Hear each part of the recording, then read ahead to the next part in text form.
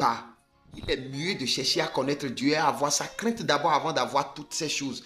Parce que une fois que tu as l'argent, tu as la prospérité, tu as la notoriété, tout ce que les êtres humains cherchent sur la terre, on commence par avoir on commence par développer un certain ego en nous. Là, tu commences par voir ton Dieu comme ton égal. On n'a plus la crainte de Dieu. On pense que l'argent peut tout faire. On pense que en envoyant l'argent au pasteur, le pasteur prie pour toi, c'est bon, tu es déjà bon à Dieu. C'est faux.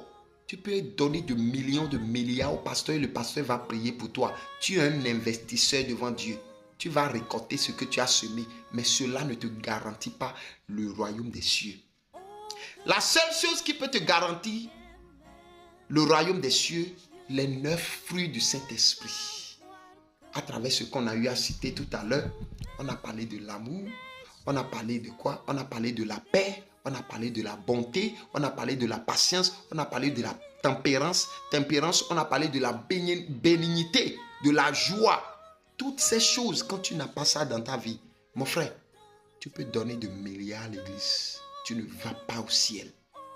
Je parle pour ceux qui ont la soif du royaume des cieux. Je ne parle pas pour ceux qui vont à l'église parce qu'ils veulent que Dieu les bénisse simplement. Parce qu'il y a des catégories de chrétiens que nous avons.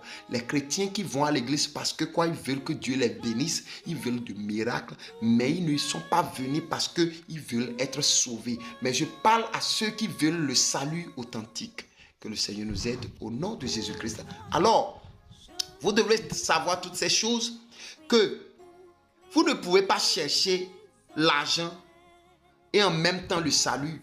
C'est vrai. On ne dit pas de rester pauvre. On ne dit pas de ne pas chercher de l'argent. Mais tout argent que tu cherches qui te pousse contre Dieu, il faut le laisser. C'est bon d'être riche. Moi, je ne prêche pas contre la richesse. La richesse est bon. On utilise l'argent pour construire l'église. On utilise l'argent pour embellir l'église. On utilise l'argent pour faire tout dans l'église.